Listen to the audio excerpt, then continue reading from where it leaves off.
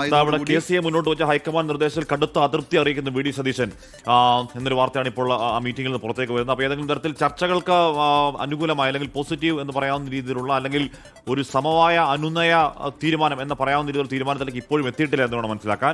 KCA മുന്നോട്ട് വെച്ച high command നിർദ്ദേശത്തിൽ VD സതീശൻ കടുത്ത അതൃപ്തി അറിയിക്കുകയാണ്. പ്രതിപക്ഷ നേതാവായി പോയ 5 വർഷം പ്രവർത്തിച്ച അല്ലെങ്കിൽ സർക്കാരിനെതിരെ ഇടത് സർക്കാരിനെതിരെ സമരമുഖമായി നിന്ന അല്ലെങ്കിൽ ആ രാഷ്ട്രീയമായി ഏറ്റുമുട്ടലുകൾക്ക് നേതൃത്വം നൽകിയ ആൾ എന്നുള്ള നിലയ്ക്ക് ക്ലെയിം തനിക്ക് തന്നെയാണ് എന്ന് യോഗത്തിൽ VD സതീശൻ പറയുന്നു. അതിൽ ഹൈക്കമാൻഡ് നിർദ്ദേശത്തിൽ VD സതീശനാണ് ഇപ്പോൾ കടുത്ത അതൃപ്തി അറിയിച്ച വാർത്ത പുറത്തു വന്നത്. പ്രിയപ്പെട്ട പ്രേക്ഷകർ നേരത്തെ കണ്ടത് കോഴിക്കോട് ഉള്ളേരിയിലാണ് VD സതീശനെ മുഖ്യമന്ത്രിയാക്കണമെന്ന് ആവശ്യപ്പെട്ടുള്ള ആ പ്രകടനം. അത് സോഷ്യൽ മീഡിയ വഴിയുള്ള ക്യാമ്പയിനിലൂടെയാണ് പ്രവർത്തകർ എത്തിയത്. വനിതാ പ്രവർത്തകരടക്കം ആ പരിപാടിയിൽ പങ്കെടുക്കുന്ന ദൃശ്യങ്ങൾ കണ്ടു.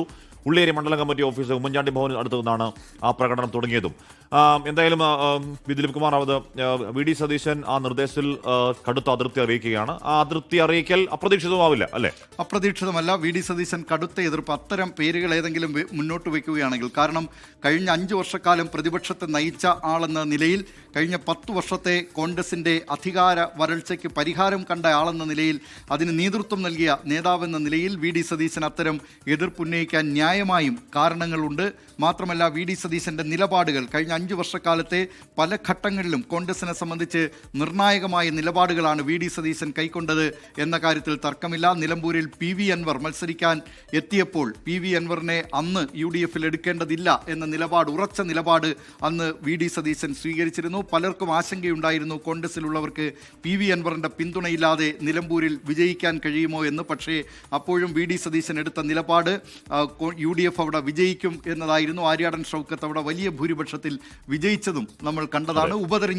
പല ഉപതെരഞ്ഞെടുപ്പുകളിലും പിന്നീട് പുതുപ്പള്ളിയിലാകട്ടെ, തൃക്കാക്കരയിലാകട്ടെ, മറ്റു ഉപതെരഞ്ഞെടുപ്പുകളിലൊക്കെ UDFന്റെ വിജയത്തിന് VD സതീശന്റെ നേതൃത്വം അത് നിർണായക പങ്ക് വഹിച്ചു എന്നതിലും തർക്കമില്ല.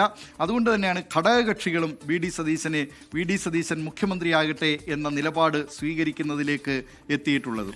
എന്തായാലും VD സതീശൻ അവിടെ വിട്ടുകൊടുക്കാൻ തയ്യാറാവുന്നില്ല. അതിർത്തി അറിയിക്കാണ് VD സതീശൻ ആ യോഗത്തിൽ. സീനിയോറിറ്റി പരിഗണിച്ച മതിയാവൂ എന്ന നിലപാട് എടുത്തുകൊണ്ട് അവിടെ RCM ഘടിപ്പിക്കുന്നുണ്ട്. അപ്പോൾ ഘടിപ്പിക്കലുകൾക്കിടയിൽ ഒരു തീരുമാനം നേരത്തെ ദിലീപ് കുമാർ പറഞ്ഞ ഇലയ്ക്കും മുള്ളിലും കേടില്ലാത്ത വണ്ണമുള്ള ഒരു തീരുമാനം എങ്ങനെ വരും എന്ന കാര്യത്തിൽ ഇപ്പോഴും ആർക്കും ഏതെങ്കിലും ധാരണയില്ല. പക്ഷേ അത് അധികം വൈകാതെ ഒരു പ്രഖ്യാപനം ഉണ്ടാകും എന്നുകൂടി പറയുന്നുണ്ട്. അങ്ങനെയാണെങ്കിൽ വരുന്നത് വരട്ടെ എന്ന് കരുതി രണ്ടും കൽപ്പിച്ച ഒരു തീരുമാന പ്രഖ്യാപനത്തിലേക്ക് ഹൈക്കമാൻഡൊക്കെ പോകേണ്ടി വരും. അതൊക്കെ വൻ റിസ്ക്കാണ്. ഉണ്ടാവാനിടയുള്ള പൊട്ടിത്തെറി, 102 സീറ്റുകൾ എന്ന് പറയുന്ന ഒരു മഹാവിജയത്തിന്റെ ശോഭ തല്ലിക്കെടുത്തുന്ന രീതി, അല്ലെങ്കിൽ നേരത്തെ ദിലീപ് കുമാർ പറഞ്ഞതുപോലെ കോൺഗ്രസ് ഒരിക്കൽ കൂടി ഒരു സംസ്ഥാനത്തെ കൂടി ബാലികാറാമലയാക്കൽ, BJPക്ക് കൂടുതൽ അവസരം ഉണ്ടാക്കി കൊടുക്കൽ തുടങ്ങിയ വലിയ റിസ്കുകൾ ആ തീരുമാനങ്ങൾക്ക് പിന്നിലുണ്ട്. എന്താകുമെന്ന് കാത്തിരുന്ന് കാണേണ്ടതാണ്. വിനിത വിജയപുരം ചേരുന്നു. വിനിത, എന്തായാലും VD അത് അപ്രതീക്ഷിതമല്ല. VDക്ക് വളരെ ശക്തമായ ക്ലെയിമുണ്ട്. ആ ക്ലെയിം മുന്നോട്ട് വെക്കാൻ ആവശ്യമായ കാരണങ്ങളുണ്ട്. VDക്കും RCക്കും KCക്കും നിർദ്ദേശത്തെ VD എതിർക്കുമെന്ന കാര്യം അപ്രതീക്ഷിതമല്ല. പക്ഷേ എതിർപ്പിനെ ഹൈക്കമാൻഡ് എടുക്കുന്നത് എങ്ങനെയാണ് വിനിത?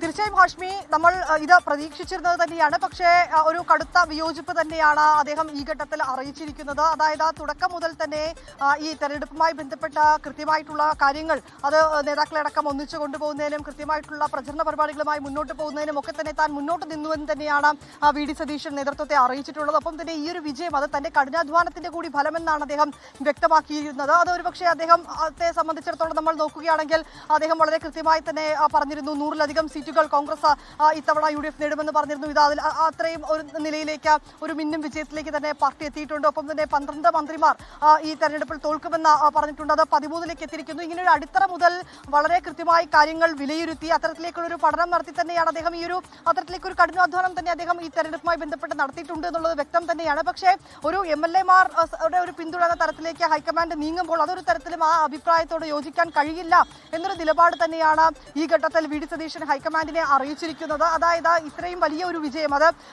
കോൺഗ്രസിനെ സംബന്ധിച്ചിടത്തോളം, UDFനെ സംബന്ധിച്ചിടത്തോളം, കേരള രാഷ്ട്രീയത്തെ സംബന്ധിച്ചിടത്തോളം ഒരു നിർണായകമായിട്ടുള്ള ഒരു ചരിത്രപരമായിട്ടുള്ള ഒരു വിജയം തന്നെയാണ്. അതിന് പിന്നിൽ താൻ ഒരുപാട് കഷ്ടപ്പെട്ടിട്ടുണ്ട് അടക്കമുള്ള കാര്യങ്ങൾ അദ്ദേഹം ഹൈക്കമാൻഡിനെ അറിയിച്ചിട്ടുണ്ടെന്ന് തന്നെയാണ് മനസ്സിലാക്കാൻ കഴിയുന്നത്. ഒപ്പം തന്നെ KCയുടെ പേരിനുള്ള ഒരു പിന്തുണ, നമ്മൾ നേരത്തെ സൂചിപ്പിച്ചതുപോലെ KCയുടെ പേരിനെ മുന്നോട്ട് വെച്ചുകൊണ്ടുള്ള ഹൈക്കമാൻഡ് നിർദ്ദേശം അതിൽ കൃത്യമായിട്ടുള്ള